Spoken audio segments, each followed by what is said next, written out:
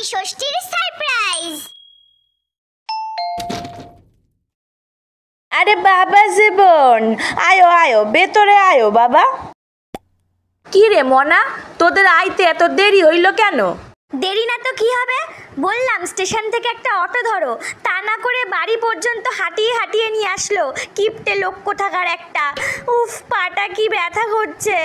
আপনিই বলুন তো মা, শুধু শুধু 20 মিনিটের পথ আসতে আমি 30 টাকা কেন খরচা করব? তাই আমি হেঁটে হেঁটেই চলে এসেছি। আহারে আয় মা, ভেতরে আয়, একটু বিশ্রাম নিবি। ও মা, এ কি কালিয়াতে আইছে?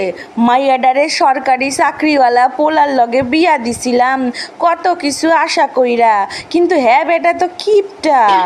দাঁড়ান মা, আপনার জন্য একটা জিনিস এনেছি। এখন কি আমার চকলেট খাওয়ার বয়স নাকি? পাড়ার বাচ্চাটারে দিয়া দাও, খায়া নেবে। পাড়ার বাচ্চাদের দেবো কেন?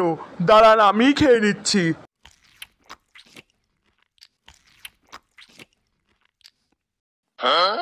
এবার তাহলে ভিতরে আসছি মা।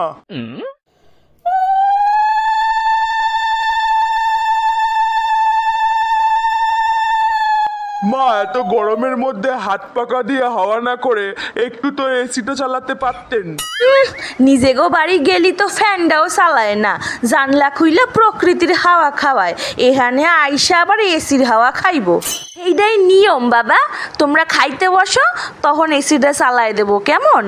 খাও খাও বাবা জীবন, তোমারই তো বাড়ি, একদম লজ্জা কইরা খাইবা না কিন্তু বইলা দিলাম। কি রে মনা, শুরু কর। কি গো, ওটা দাও শাশুড়ি মাকে। আমি পারবো না, তুমিই দাও। জামাই কি দিতে বলতাছে আমারে? আমি মনে হয় জামাইটারে মিসাই কিপটা ভাবছিলাম, ও মনে হয় আমারে সারপ্রাইজ দেবে। দূর, তোমায় দিতে হবে না, আমিই দিয়ে দিচ্ছি, দাঁড়াও। এই নিন মা, মাংসটা হেভি হয়েছে, এই টিফিন বক্সে ভরে দিন, রাতে বাড়ি গিয়ে বসে বসে খাবো।